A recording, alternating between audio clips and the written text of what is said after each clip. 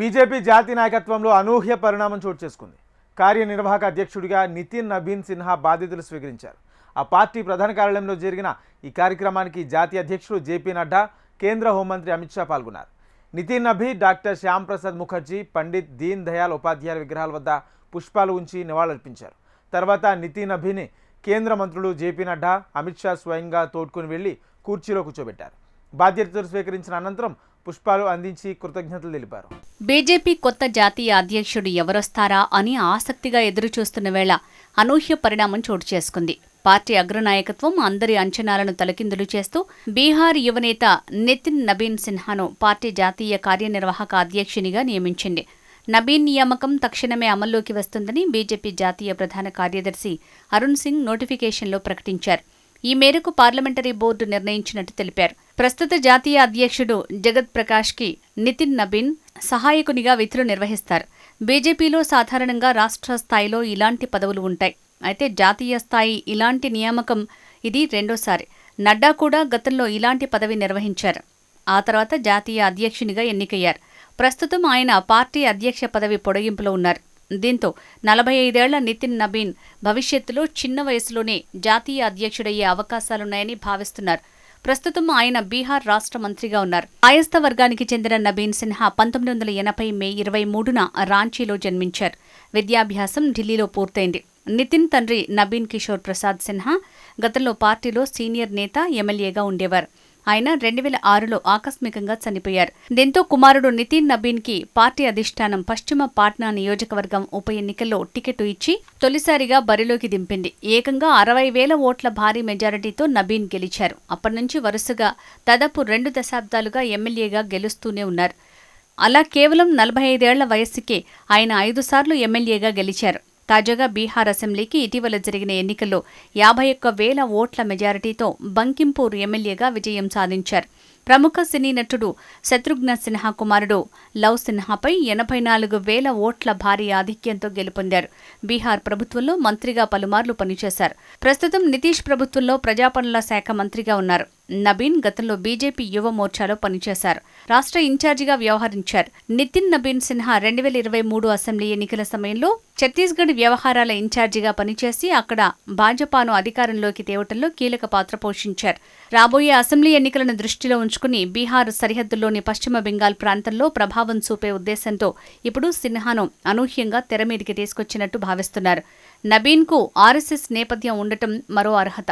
ఆయనను జాతీయ కార్యనిర్వాహక అధ్యక్ష పదవికి ఎంపిక చేయటం ద్వారా బీజేపీకి ఇటీవల గొప్ప విజయాన్ని సాధించి పెట్టిన బీహార్ను గౌరవించినట్లవుతుందని పార్టీ భావిస్తోంది. అంతేకాదు తొలి నుంచి విధేయులుగా, వివాదరహితులుగా ఉంటూ బాధ్యతలు విజయవంతంగా నిర్వర్తించే వారికి పార్టీ గుర్తిస్తుందనే సందేశాన్ని చాటడానికే నాయకత్వం ఆయన్ని ఉన్నత పదవికి ఎంపిక చేసినట్లు విశ్లేషకులు చెప్తున్నారు.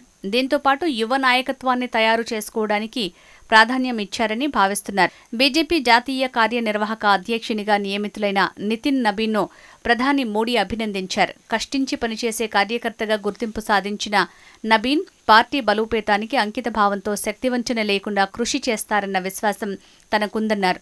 యువకుడు, కష్టించి పనిచేసే నేత, సంస్థాగత వ్యవహారంలో అనుభవం ఉన్నవాడు, ఎమ్మెల్యేగా మంచి రికార్డు ఉంది. బీహార్కు పలుమార్లు మంత్రిగా పనిచేశారు కూడా. ప్రజల ఆకాంక్షల మేరకు బాధ్యతలు నిర్వర్తించారు అని ప్రధాని మోడీ ఎక్స్లో పేర్కొన్నారు.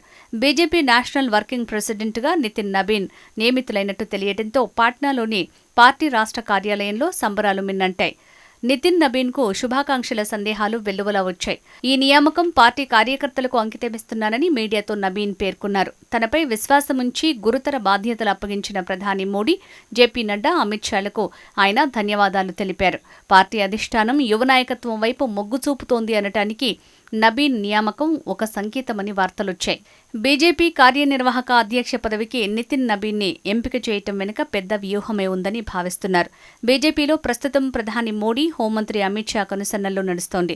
నడ్డా అధ్యక్షునిగా ఉన్న స్వతంత్రంగా నిర్ణయం తీసుకోలేరు. రాష్ట్రపతుల్ని, ఉపరాష్ట్రపతుల్ని, రాష్ట్ర ముఖ్యమంత్రుల్ని ఎంపిక చేయటంలో మోడీ, అమిత్ షాలదే కీలక పాత్ర. అందుకే శివరాజ్ చౌహాన్, వసుంధరా రాజేలను ముఖ్యమంత్రి పదవులు తిరిగి అప్పగించకుండా పక్కన పెట్టినప్పటికీ వారు మౌనంగానే ఉండిపోయారు. అయితే మోడీ, అమిత్ షా ఇప్పుడు పార్టీకి కొత్త అధ్యక్షుని ఎన్నిక విషయంలో మాత్రం ఆచితూచి వ్యవహరిస్తున్నారు. ఈ ఎన్నిక ఎప్పటికప్పుడు వాయిదా పడుతూ వస్తోంది.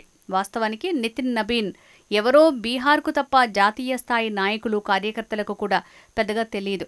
జేపీ నడ్డా పదవీకాలం ముగిసిపోయి దాదాపు 2 ఏళ్లవుతోంది.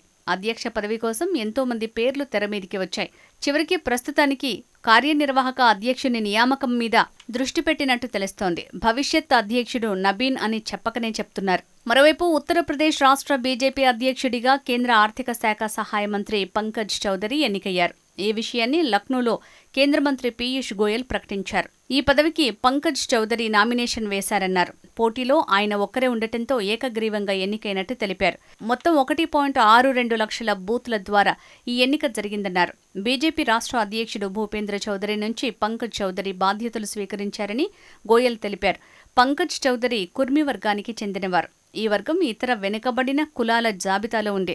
ఈ సందర్భంగా పీయూష్ గోయల్ పార్టీ జాతీయ కౌన్సిల్లోని 120 మంది సభ్యుల పేర్లను ప్రకటించారు. వీరిలో ప్రధాని మోడీ కూడా ఉన్నారు. ప్రధాని మోడీ వారణాసి నుంచి, సీఎం ఆదిత్యనాథ్ గోరఖ్పూర్ నుంచి, రక్షణ మంత్రి రాజ్నాథ్ లక్నో నుంచి ప్రాతినిధ్యం వహిస్తారు.